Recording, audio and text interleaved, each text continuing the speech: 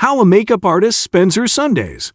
Originally from Milan, Angie Valentino honors her Italian heritage with flair in New York City. 8 years ago, Angie Valentino, an award-winning makeup artist, moved from Milan, where she worked for brands like Fendi, Versace, Dolce and Gabbana, and Philipp, Plein, to New York. Since then, she has focused on private clients around the city, including Broadway and television performers. Ms. Valentino, 37, lives in Ridgewood, Queens. Italian-American SUPER. I get up around 9:30.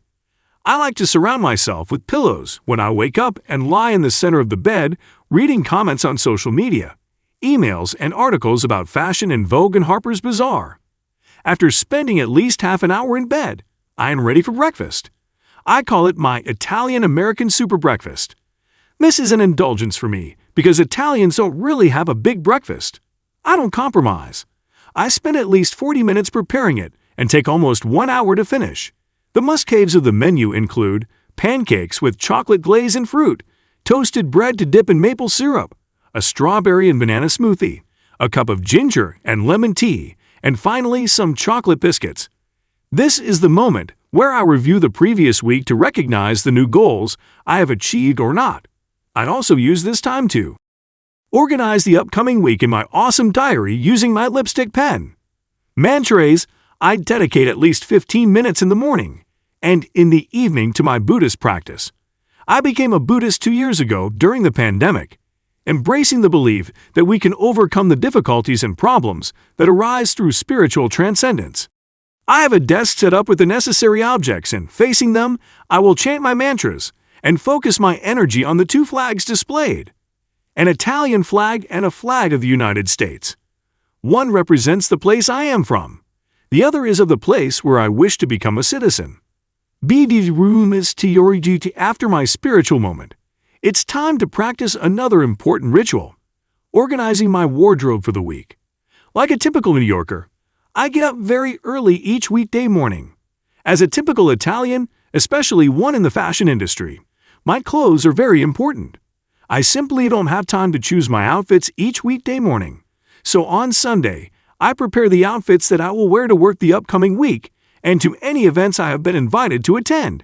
It's like a real fashion show in my bedroom. I open the wardrobe and all the drawers. I take out everything that could fit into the week, jackets, suits, trousers, and shirts, and pile them on my bed. I have a very large mirror in my living room with a fiery red frame. I like to come out of my room dancing toward the mirror in order to find the perfect outfits for the week. It works every time. LAFAMIGLIA. After the fashion show, it is now 3:30. It is time to call my mom and dad in Italy before they go to bed. It is the most important moment of my Sunday. Being an immigrant has its good and bad parts, but living 9,000 kilometers from my family is what I miss the most, so connecting with them on Sunday is very important. I spend as much as 1 hour and a half on a video call with my family. We tell each other about the week that passed and also about when we will see each other in person again. MAATN immersion. It's finally time for me to get out of the house. Around 4:30, I leave for the city with an Italian friend, Eleonora Francica, a journalist for Rome. We arrive in Manhattan an hour later and immerse ourselves in the magic of New York. It's dark now, this time of year, and I love New York City at night. I don't get to really enjoy Manhattan when I'm working there during the week, so I love to come in on Sunday to immerse and be inspired. Eleonora and I like to walk through the streets of the city, starting from my favorite neighborhood, the West Village, passing through Soho to Tribeca and Battery Park.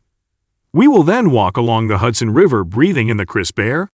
2 female friends walking around the Big Apple feels so sex and the city, to me as an Italian. Bargain shopping after a walk. It's time for a little shopping. I like to go shopping late, when it's dinner time, to find the stores not too crowded.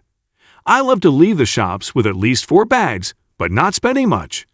I go in search of the bargains. 10 dresses for the price of 5 is what I want. I'm very active in the shops, trying on everything and making a mess in the dressing rooms. It can be a little dizzying, but it's so much fun, especially when I find the bargains. The frenzied shopping also makes me hungry. Dianier in Bero Caroline Italians love to have a late dinner. On Sunday, I can't say no to Italian cuisine. And I especially can't say no to Cremonese Aperitivo and Kitchen in Brooklyn. So we take the subway from where we are in Manhattan out to Carroll Gardens. We usually arrive at 9:30. The owners, Elena and Riccardo, are from La Marche, a region in central Italy east of Umbria. We became friends when they opened 3 years ago, and I visited for the first time. I come almost every Sunday. Riccardo is an aperitif expert, and Elena makes the regional food of La Marche, like Ascalana olives, fried olives, stuffed with meat. I love her cacio e pepe, pasta with pecorino romano cheese and black pepper, and have it as part of every Sunday dinner. Of course, wine can't be missing at the table. My friend and I toast to the week to come, gossip with each other, and talk with our friends, the owners, when they aren't too busy making our food or replenishing our glasses. After dinner, it's close to 11 and time to go home. Wax, water, I light all the scented candles I have at home, take a shower, and stay there under the water. The scent of candles and the hot water makes me relax.